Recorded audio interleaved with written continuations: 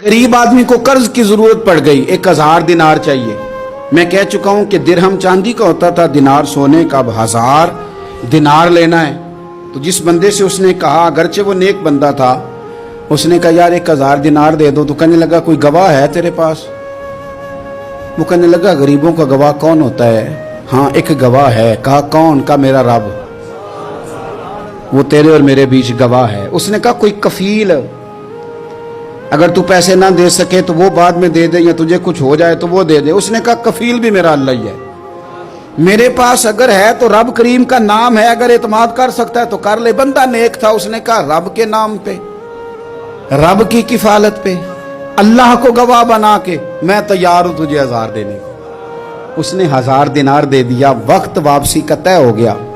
वो चला गया पैसे लेके। उसने पूरी मेहनत की कि मैंने वक्त पे पैसे लौटाने, पूरी मेहनत भी कर ली, अल्लाह ने मदद भी कर दी, पैसे भी उस तारीख को उसे मिल गए। बाद लोगों का तो लौटाने का दिल ही नहीं ना होता।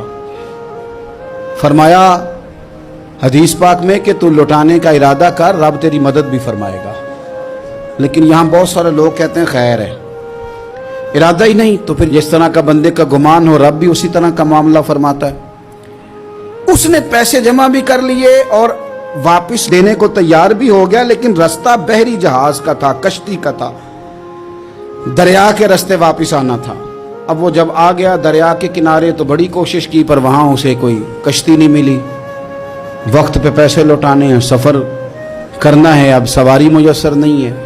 सोच सोच के परेशान था कि मैंने तो अल्लाह के नाम पे लिए। अचानक दिल में एक तजवीज़ आई। उसने एक लकड़ी ली, लकड़ी को अंदर से खोला, 1000 दिनार उसमें भरा। बुखारी पढ़ रहा हूं, और साथ एक खत भी लिखा कि यार मैं पैसे पहुंचाना चाहता था पर मुझे कोई चीज नहीं मिली दरिया के उस पार आने, अल्लाह के नाम पर तेरी तरफ रवाना कर रहा हूं। और ये कह के वो लकड़ी दरिया में रख दी। वो लकड़ी डूब गई है, वापस आ गया। वो जिसने पैसे लेने थे वो ऐन मुकर्ररा वक्त पर दरिया किनारे आया।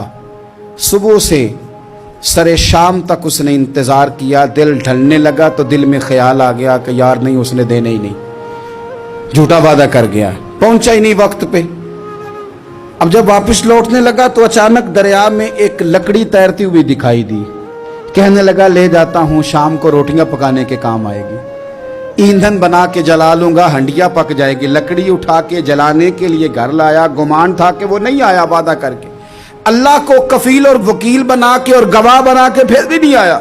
लकड़ी लेके घर गया, बुखारी है, और जब उसको चीरा ना कि मैं इसकी आग जलाऊंगा, खोला तो अंदर से 1000 दिनार भी निकल आया, खत भी निकल आया।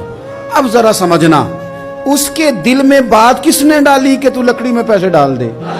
अल्लाह ने। उस बंदे को मुकर्ररा वक्त पे किनारे भेजा किसने?